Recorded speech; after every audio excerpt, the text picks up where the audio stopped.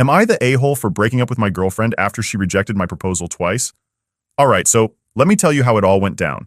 I've been dating this girl, Kiara, for about 4 years now. I mean, she's amazing. Funny, smart, really chill, and we've always clicked. You know when you meet someone and everything just kind of falls into place? Yeah, it was like that with her. We met at this random party our friends dragged us to, and honestly, neither of us even wanted to be there. But we hit it off and spent the whole night just talking about stupid stuff, like bad movies and weird childhood memories. Anyway, fast forward a couple of years, and I knew I wanted to marry her. 2 years in, I was pretty sure she was the one, or whatever people call it. I started saving up for a ring, thinking I'd do it when I was in a better spot with money. I had this whole plan in my head that once I was in a more stable place, I'd propose. It felt like the responsible thing to do.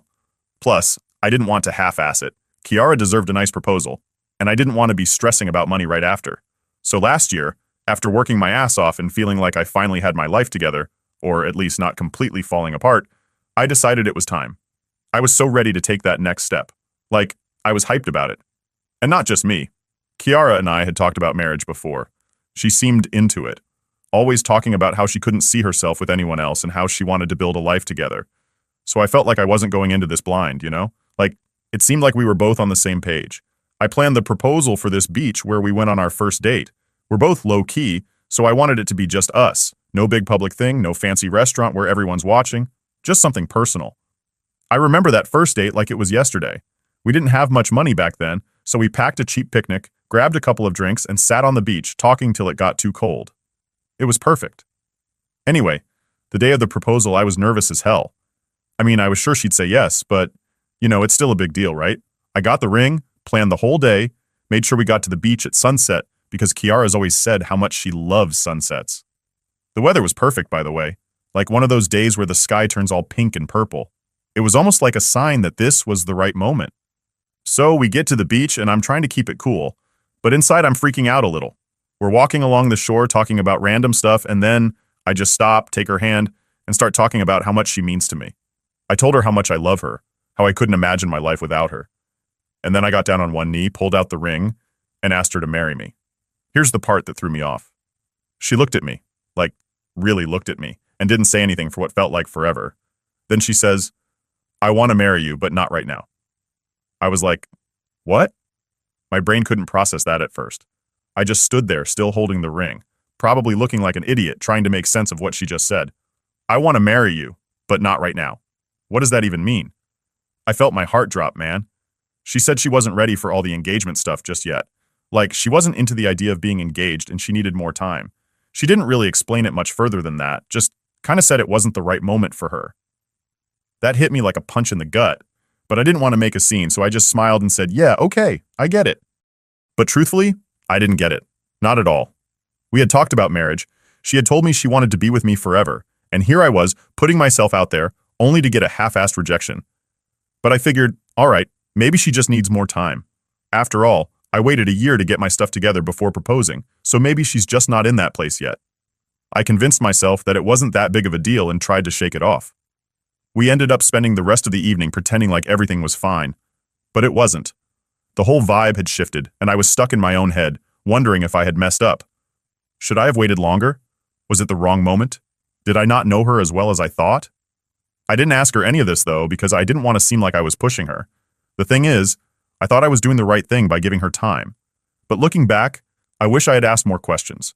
Like, I should have straight up asked her what she meant by, not right now. Was it me? Was it something else? Was she even serious about wanting to get married in the future? But instead, I just let it slide and told myself it wasn't a big deal. I spent the next year pretending like everything was fine, but it was always in the back of my mind. Every time marriage came up in conversation, I'd feel that sting again.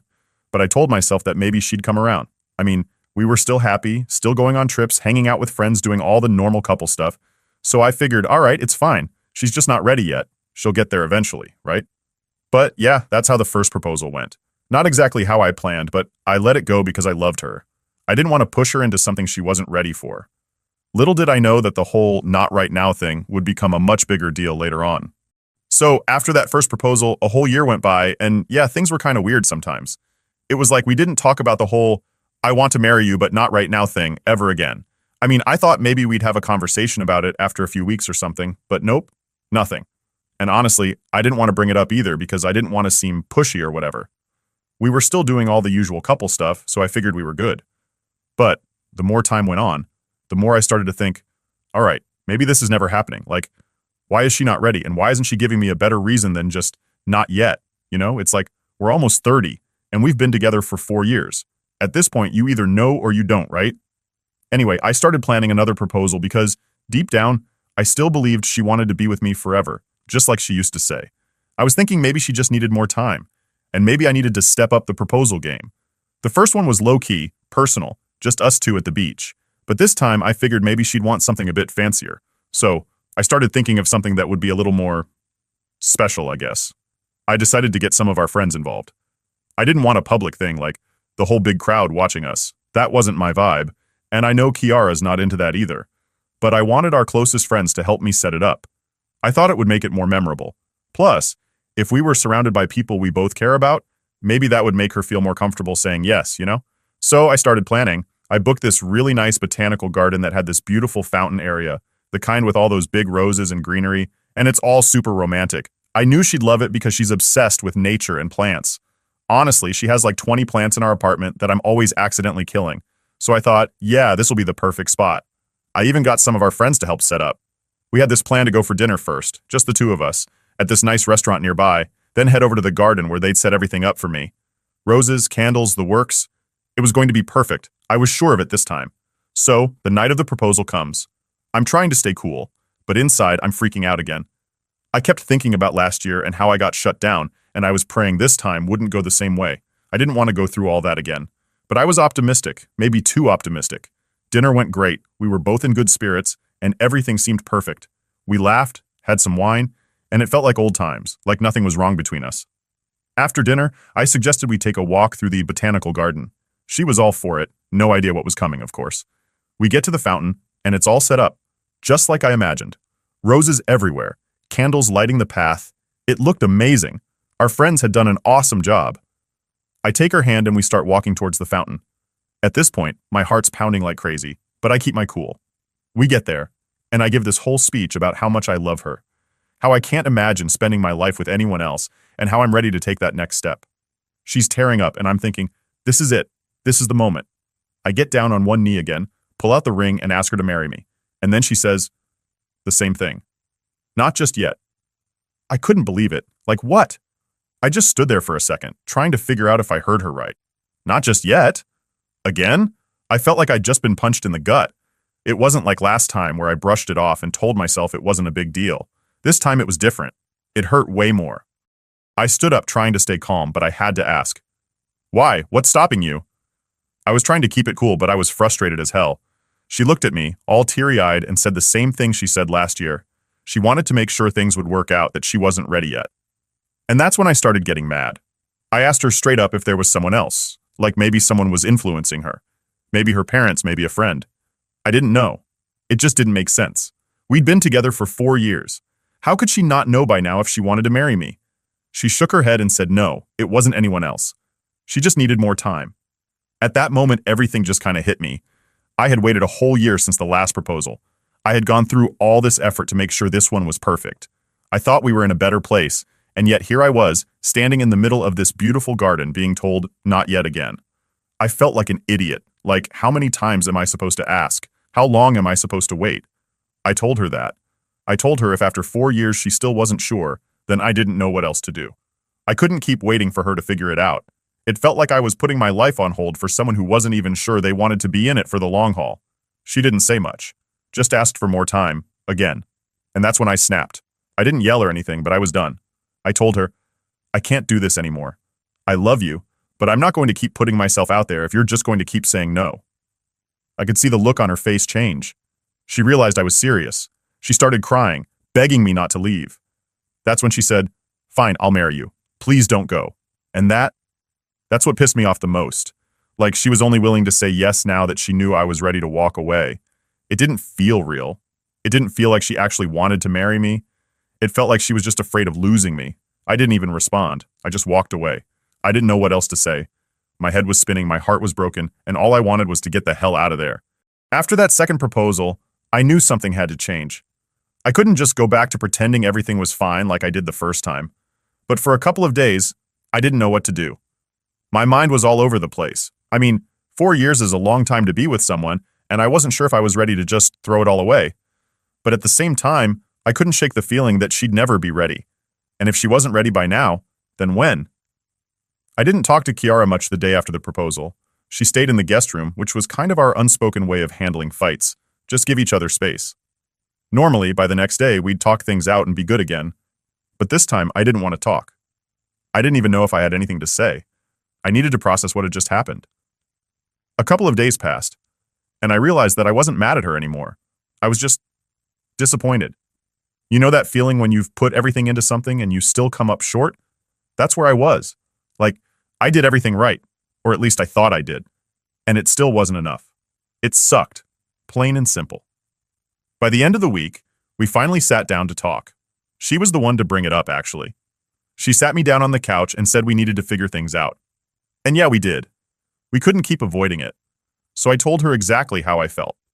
That I couldn't keep waiting for her to figure out if she wanted to marry me or not. I said that if she didn't know after 4 years, I wasn't sure she ever would. She just sat there quiet for what felt like forever. Then she said, "I do love you. I want to be with you. I just don't think I'm ready for marriage yet." And there it was again. That same damn phrase, not ready. I could feel my frustration building up again, but I kept it together. "Why not?" I asked. "What's stopping you? I mean, we've been together for 4 years and we've talked about getting married before. You said you wanted this." She sighed and I could tell she was struggling to explain. "I don't know," she said.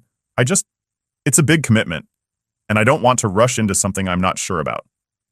That's when it hit me. She wasn't sure about me. Not us, not the relationship, just me. And honestly, that hurt more than I thought it would. I could deal with someone not being ready to get married, but not being sure about me after 4 years? That was a whole different thing. I leaned back on the couch, trying to process it. I asked her straight up, "Are you ever going to be sure?" She looked at me, and for the first time, she didn't have an answer. She just sat there, staring at her hands, not saying a word. That's when I knew. I stood up and I told her, "I can't keep doing this. I love you, but if you're not sure about me by now, I don't think you ever will be. And I'm not going to wait around forever, hoping you'll change your mind." She started crying. And yeah, it was tough to see. I didn't want to hurt her. I never did. But I couldn't keep pretending everything was fine. She begged me not to leave. She kept saying, "I'll marry you, I promise. Just give me a little more time." But that's the thing. I didn't want her to marry me just because she was scared of losing me. I wanted her to want it, to be excited about it. And she wasn't. She was just scared of being alone. That wasn't the kind of marriage I wanted, and I wasn't going to settle for that. So, I told her I needed to leave. I packed a bag that night and stayed at a friend's place for a few days. I figured we both needed some space to cool off and think about what we wanted. But deep down, I knew it was over. There was no coming back from this. The next few days were rough. I kept going over everything in my head, trying to figure out where it went wrong. Was it me? Was it her? Was it both of us? I don't know. All I knew was that it didn't feel right anymore. The relationship had turned into something it wasn't supposed to be, and I couldn't fix it. That week, she called me a few times. I didn't pick up at first because I wasn't ready to talk, but eventually I answered. We had one of those awkward conversations where neither of us really knew what to say. She kept asking if I'd come home, and I kept saying I needed more time to think. The irony wasn't lost on me. Me asking for more time after being pissed about her doing the same. But it wasn't the same thing. I wasn't waiting to decide if I loved her. I was trying to figure out how to move on. Then came the texts. Oh man, the texts. Her friends, her parents, even some of our mutual friends started blowing up my phone. Apparently, she told everyone I dumped her because she wasn't ready to get married. And of course, they all took her side. They called me immature, selfish, a jerk for throwing away a 4-year relationship just because she wasn't ready for the next step. But what they didn't understand, what none of them seemed to get, was that it wasn't about the wedding. It was about her not being sure about me. I mean, if someone's not sure about you after 4 years, how much longer are you supposed to wait? 5 years? 10? It felt like everyone was missing the point. The funny thing is, some of my friends didn't take her side. A few of them actually said they understood where I was coming from. They weren't taking sides exactly, but they weren't blaming me either. They knew what I had gone through, how much effort I put into the relationship, and that made me feel a little better, knowing I wasn't completely crazy for walking away. I think that's when I finally accepted that it was over. I wasn't going back. No amount of begging or promises was going to change the fact that she didn't see a future with me. Not really.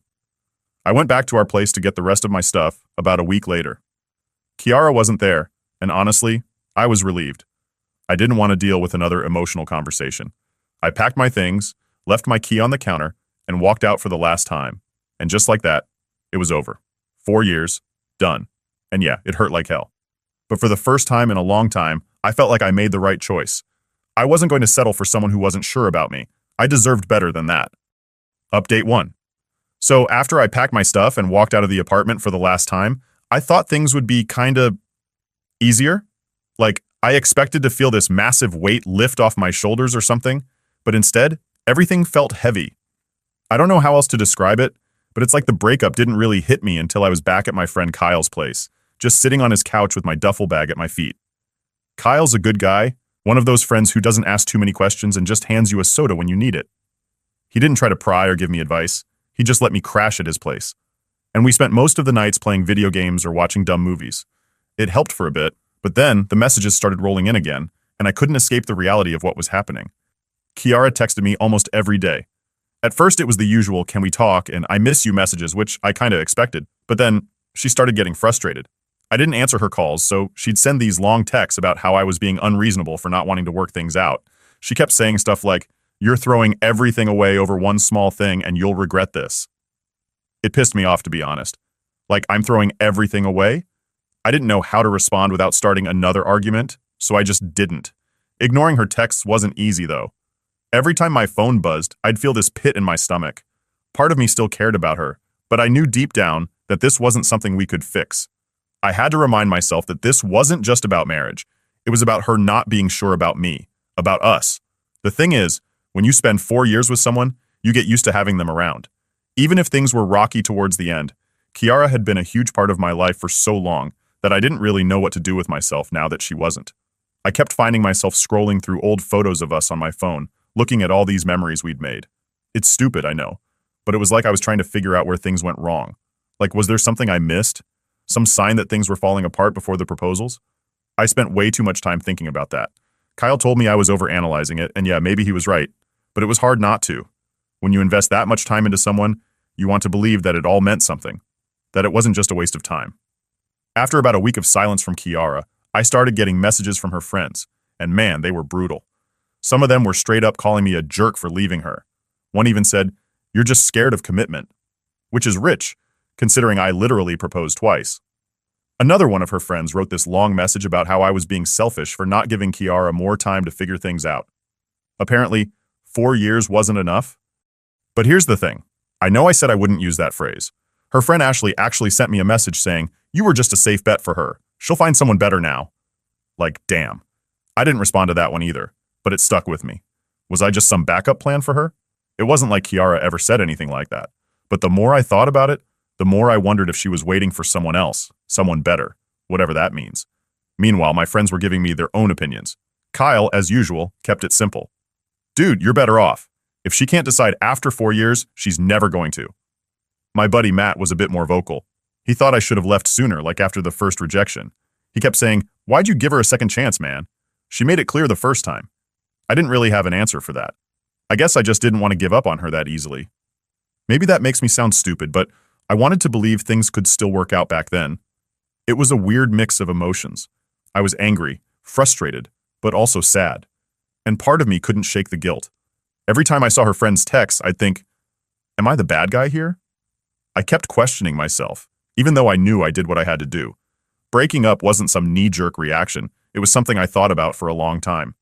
But still, when you're getting hit from all sides with people telling you you're the asshole, it messes with your head. About 2 weeks after the breakup, I finally got a text from Kiara that wasn't angry. It was simple. "I understand now. I'm sorry. I hope you find someone who makes you happy." That was the last message I got from her. No more calls, no more texts. It felt weirdly final, and I wasn't sure how to feel about it. On one hand, I was relieved that the constant back and forth was over. On the other hand, it felt like the last thread between us had been cut. I wish I could say that's when everything got easier, but honestly, it didn't. I still had moments where I'd think about her, about what we had and what could have been. But over time, those moments got fewer and fewer.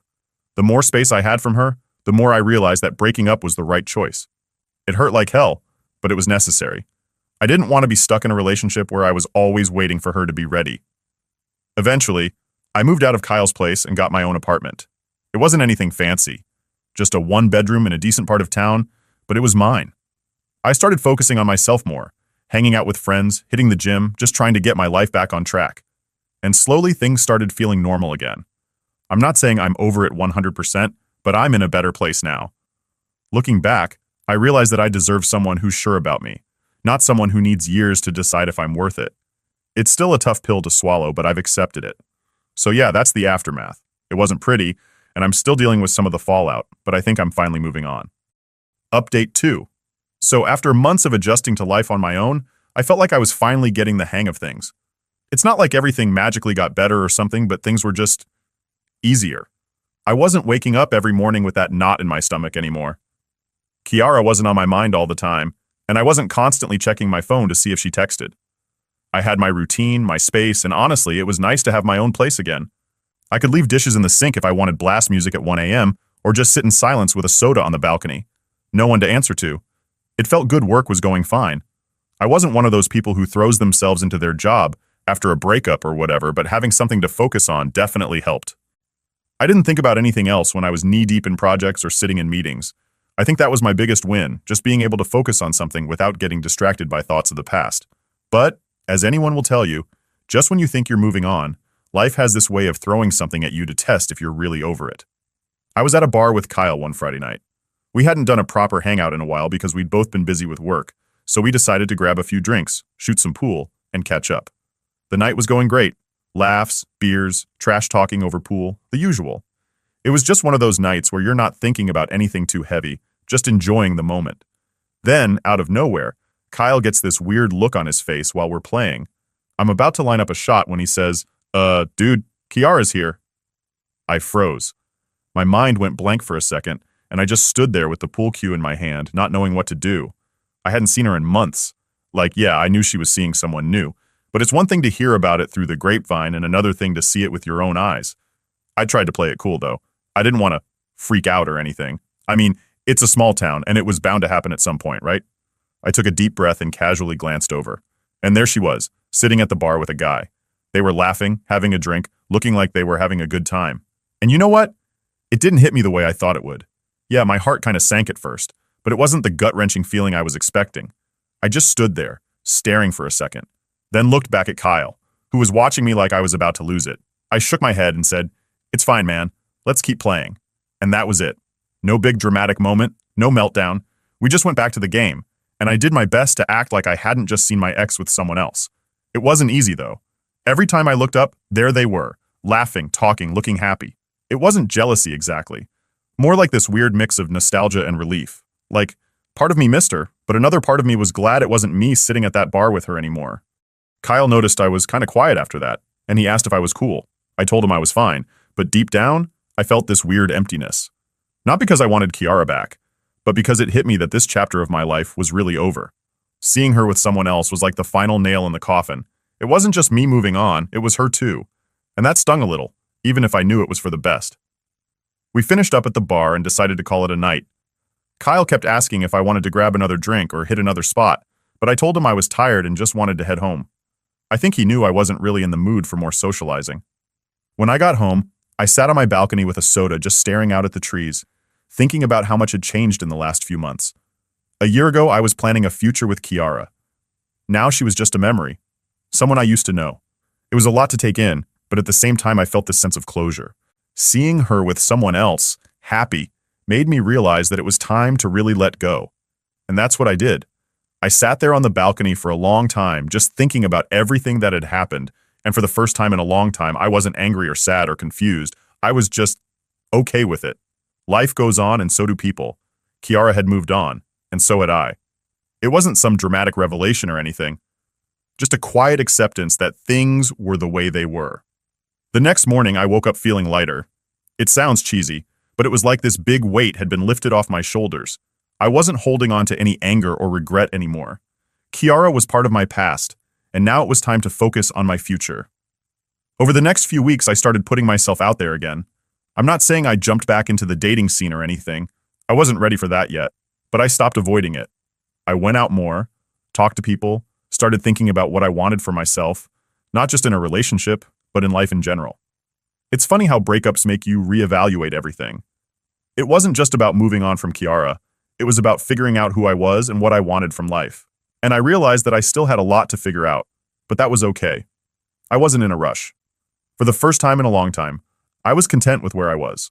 So, yeah, that's pretty much where things stand now. I'm moving forward. Slowly but surely. It's not perfect, but life never is.